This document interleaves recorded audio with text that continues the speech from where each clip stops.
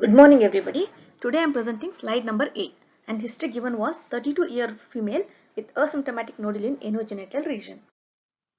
This was a slide given. Here HNE section studied shows maze-like or arborizing architecture. There are complex papillary infoldings projecting into cystic spaces. These are papillary foldings. Each papillary infolding is enclosing a fibrovascular core. We can see these blood vessels here, fibrovascular core. And the surface glandular layer is lined by two layers epithelium. Here there are two lined epithelium which cannot be appreciated in this view. It can be seen only in the high power view. The two layered epithelium are either cuboidal or columnar epithelium with eosinophilic cytoplasm that frequently shows decapitation secretions.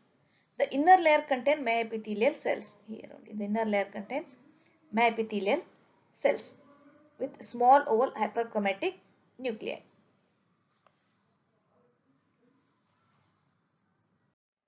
Impression is hydradenoma papilliferum of anogenital region.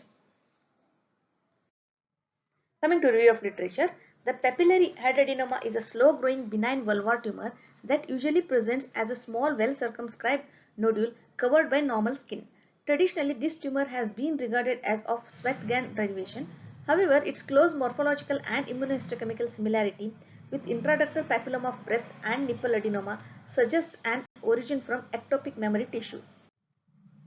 It is almost exclusively seen in females. It is also believed to be apocrine sweat gland adenoma.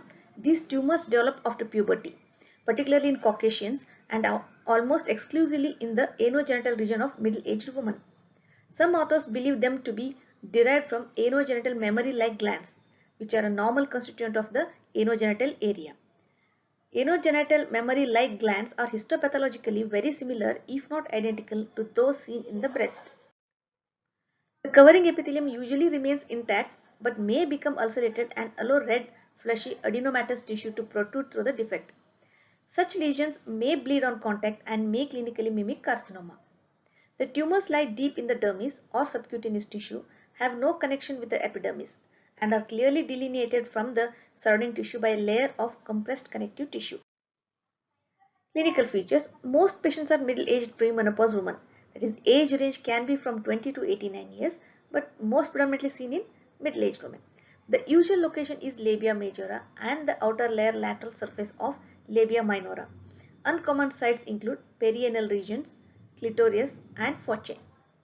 It presents as well circumscribed, small, firm, solitary, discrete, painless nodule, usually less than 2 cm in diameter.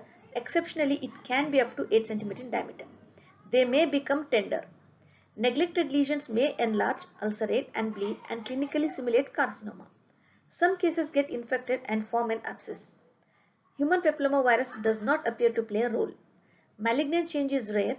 Cases of memory-like adenocarcinomas arising from these tumors have been reported. There is no true capsule. On histological examination, in some cases, tumor can be seen infiltrating the surrounding connective tissue. Sometimes there is a peripheral epithelial wall which may be keratinized. And this is a photomicrograph to show a complete hydradenoid papilliferum nodule. So we can see very clearly it is a well circumscribed lesion or a nodule, and it is much deeper in the dermis. This is epidermis and this is dermis. It is completely in the dermis. And we can see there is a compressed peripheral tissue which gives it a false capsule appearance, but these are non-capsulated, well circumscribed lesions. Immunohistochemistry. Hydradenoma papilliferum, the glandular epithelial cells express low molecular weight cytokeratin, EMA, CEA, HMFG and GCDFP15. Estrogen and progesterone receptors are positive. The myepithelial cells express S100 protein, P63 and SMA. Coming to differential diagnosis of hydradenoma papilliferum, they are syringocystadenoma papilliferum, tubular apocrine adenoma, infiltrating carcinoma, and metastatic endometrioid adenocarcinoma.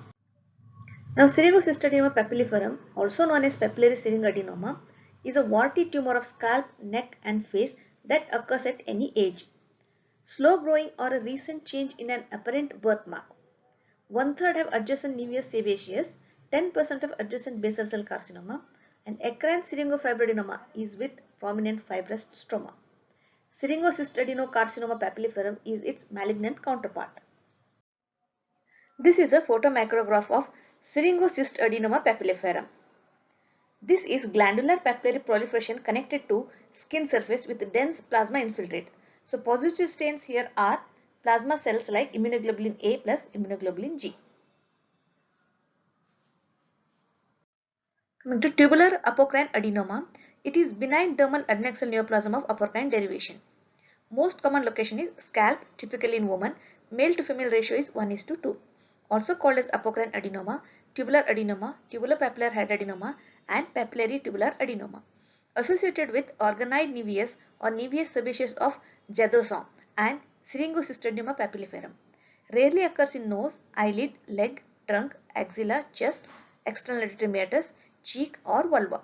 Clinically asymptomatic, sometimes smooth, sometimes irregular, well-defined nodule, usually less than 2 cm but reported to be up to 7 cm. This is photomicrograph of tubular apocrine adenoma.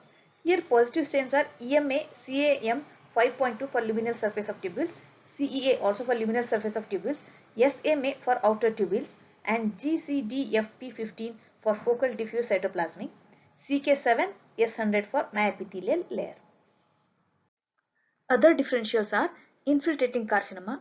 When there is prominent stromal sclerosis in a hydradenoma papilliferum, it may impart an infiltrative appearance to the glandular structures mimicking invasive carcinoma.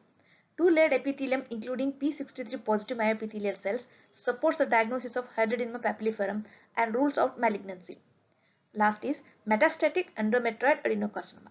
Cases with a prominent glandular component can resemble metastatic endometrioid adenocarcinoma. The characteristic two-layer epithelium will be absent in metastatic tumors. Thank you.